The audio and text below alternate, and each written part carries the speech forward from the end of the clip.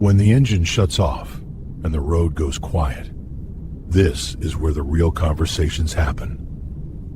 Welcome to the Driver's Lounge, an Anomaly podcast production by Monza Media. Okay, I have to be honest with you right out of the gate. When I first saw the file name for the source material we're covering today, Hoffa 2026, I almost dragged it straight into the fan fiction folder. I don't blame you. It sounds absolutely ridiculous. Right. I mean, the premise is that Jimmy Hoffa, the labor icon who vanished off the face of the earth in 1975, supposedly returns next year to save the American trucking industry. It sounds like a conspiracy theory fever dream or, the plot of a very strange alternative history novel. Exactly. I was ready to just roll my eyes. But then I actually sat down and read the manifesto that came with it. Yeah. And the deeper I got, the less it felt like a ghost story, and the more it felt like, I don't know, a systemic diagnosis. It's a what-if scenario for sure, but it's identifying problems that are very, very real. That is the hook. The author uses this completely absurd premise, the return of the ultimate labor strongman, as a vehicle. A vehicle to talk about what? To talk about something incredibly dry but terrifyingly important. The collapse of the American supply chain. It's a Trojan horse for a conversation about logistics and labor economics. So today we're doing something a little different. We're going to treat this fictional scenario as a legitimate proposal. We're asking the question, what if the trucking industry actually is broken?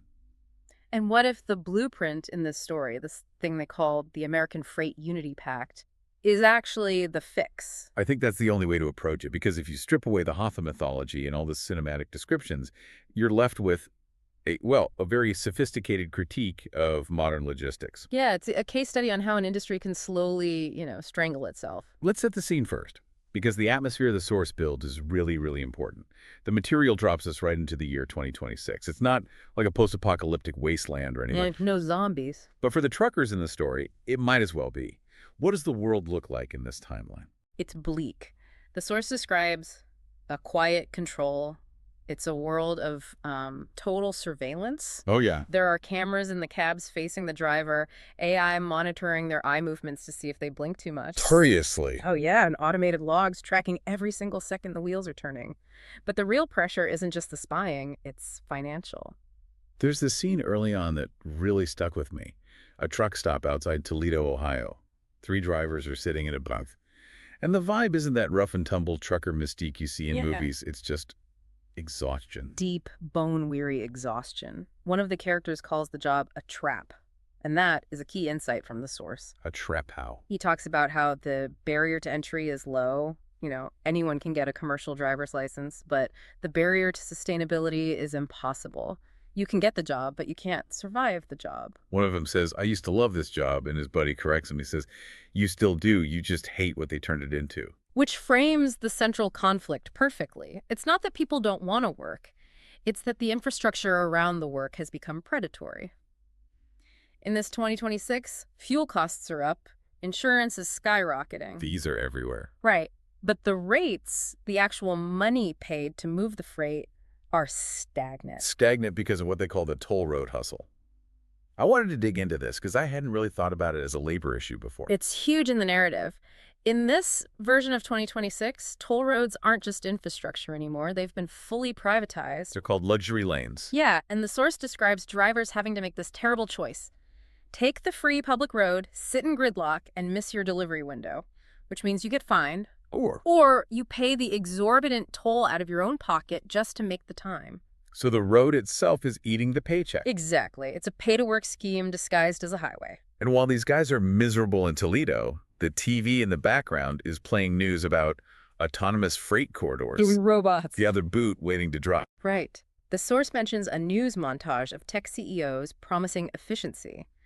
But the drivers, they translate that immediately. Efficiency just means you don't exist anymore. It's the lingering fear. What happens to us? That is the emotional baseline of this world. Fear, resentment, and this feeling that they are just waiting to be replaced by software. And that is the exact moment the door opens. The entrance. It is written almost like a Western movie. It's night. The rumor mill has been churning on text messages. No press conferences, no big news alerts, just whispers spreading from cab to cab that he's back. And Jimmy Hoffa walks in. The description is really interesting. He doesn't look 90 years old. He looks out of time. Like he stepped out of a history book or a black and white photo, clean suit, no security detail. It's a great literary device. He represents the old power walking right into the new economy. And he doesn't start by shaking hands. He looks at these tired, frustrated drivers and he says, "You boys still move in this country, or you letting it move without you." That's a heavy line. It's not a joke, it's a challenge. But here is the thing that surprised me, and I want to get your take on this. The drivers aren't happy to see him. No, they're skeptical. And this is so crucial for the modern context. If they just cheered, it would feel fake. Yeah, it would. In 2026, the union brand is damaged. These drivers look at unions and they see corruption, they see the failures of companies like Yellow Freight, they see politics. They don't see salvation. One of them literally says, "We don't need another dues collector." And that is where the pivot happens. This is the smartest part of the text. Hoffa agrees with them. He agrees. He agrees. He doesn't defend the old Teamsters. He says, the word union don't work anymore. Too much baggage. He isn't there to restart the labor movement of 1960. He's there to build something new. He calls it the AFUP. The American Freight Unity Pact. Unity, not union. Is that just semantics, though? It sounds like corporate rebranding. In the story, it's a strategic shift. A union is usually defined by fighting the employer, the carrier. You strike against the company owner. But Hoffa argues that the carrier isn't the real enemy anymore. The trucking companies are suffering too. They're operating on razor-thin margins. So if the trucking company isn't the enemy, who is? The shadow control, the middlemen. Okay, let's break that down. Who are we talking about? So in modern logistics, there is this massive layer between the person shipping the goods, like a cereal company, and the person driving the truck. That layer is made up of brokers, digital freight platforms, private equity firms. They control the pricing. They control everything.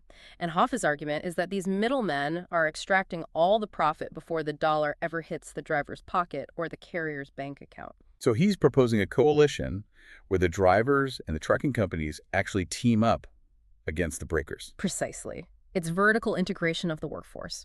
He tells them, you keep fighting the carrier like it's 1970. Meanwhile, the algorithm is robbing both of you. That's actually pretty brilliant. It changes the battlefield completely. It moves the fight from the garage to the boardroom. Okay, so let's look at the blueprint itself, the AFUP. The source material outlines 5 specific pillars of this pact. Let's do it. Pillar 1 is unity, but specifically ending the internal war. What does the source mean by that? Well, the trucking workforce is incredibly fractured. You have company drivers who are employees, you have owner-operators who are basically freelancers, and you have lease drivers. And historically, these groups hate each other. Oh, yeah. They see each other as competition. Yeah. The freelancers think the employees are lazy. The employees think the freelancers are driving down rates. It's classic divide and conquer. Exactly. Hoffa's argument is divided drivers are exploitable drivers. If you're busy fighting the guy in the next lane, you aren't looking up at who is setting the rates. Pillar 1 is a non-aggression pact. It's creating a single voice. Which brings us to Pillar 2, fair wages. But it mentions something specific, detention protections. Can you explain what that actually means for a driver? This is one of the biggest grievances in the industry. Detention is when a driver shows up to a warehouse to pick up a load at their scheduled time, but the warehouse isn't ready. So they just sit there. They sit there for 6, 8, 10 hours sometimes. And they aren't getting paid for that time. Usually no, or they get a pittance after a few hours. They are essentially free mobile storage. The AFUP proposes a strict pay-the-clock rule. So if the wheels aren't turning because of the warehouse's inefficiency, you pay the driver for their time, period. Exactly. It's so basic. If you hire a plumber and make him wait in your driveway for 4 hours, you're paying him for 4 hours. Of course. In trucking, that logic has been suspended for decades. This pact brings it back. Pillar 3 is clean freight commerce. This sounds like it's targeting those brokers we mentioned. The text mentions double brokering. A massive problem. That sounds illegal. It's murky. Double brokering is when a broker takes a load for, say, $3,000. They then secretly hire another broker to move it for $2,500. That broker then hires a driver for $1,500. Wait, so $1,500 just evaporates. It goes into the pockets of people sitting at computers who never touched the freight. Correct. And often, the driver has no idea what the original price was. The AFUP demands rate transparency. The driver gets to see the original contract. Sunlight as a disinfectant. I like it. Now, Pillar 4 circles back to the toll roads. Fair infrastructure. This is the political arm of the pact. They argue that state land, the highway system, was sold to corporations and rented back to the working man. And the AFUP demands public oversight on tolls and caps on increases. Yeah, Hoffa has a great line here. You can't call it a livable wage if the road steals it back. It connects the wage struggle to the infrastructure struggle. It's acknowledging that expenses are just as important as income. It's looking at the driver's wallet as a whole ecosystem. Okay, finally, Pillar 5. Everyone benefits. This is the pitch to the CEOs, right? Because I'm sitting here thinking, why would a trucking company agree to all this? It sounds expensive. It sounds expensive, yeah. Higher wages, detention pay, that cuts into profits. But that's the organized survival pitch.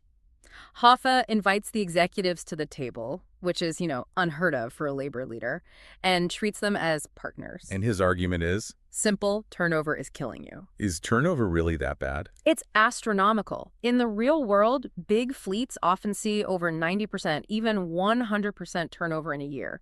Imagine replacing your entire staff every single year. The cost of recruiting and training must be massive. Huge. The AFUP argues that paying a stable, dignified wage is actually cheaper than the constant churn of burning through people. So it's the old Henry Ford model. Pay them enough to stay. And it frames labor rights as consumer protection. If the supply chain is stable, inflation goes down.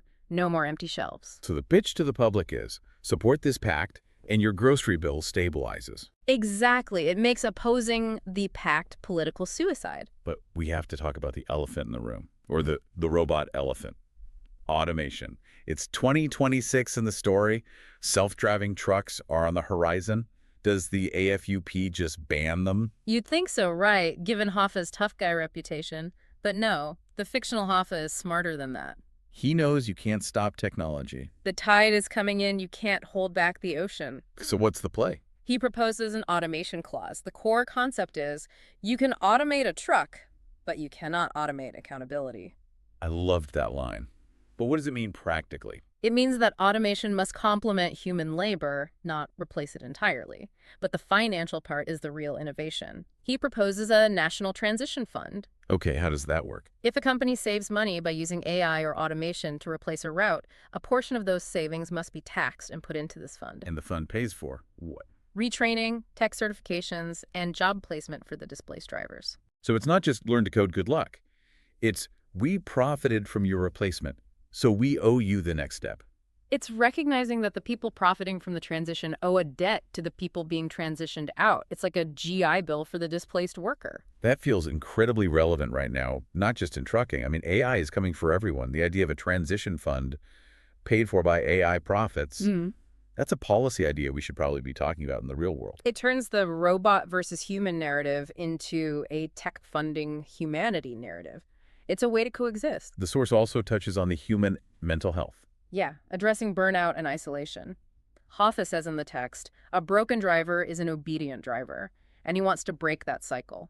The pact treats the driver as a human, not just a biological component of the truck. So in the story, does it work? It works. The source describes a renaissance in trucking. The job becomes respected again. It goes from being seen as unskilled labor to being recognized as a skilled trade. Which, let's be honest, it always was. We just stopped treating it that way.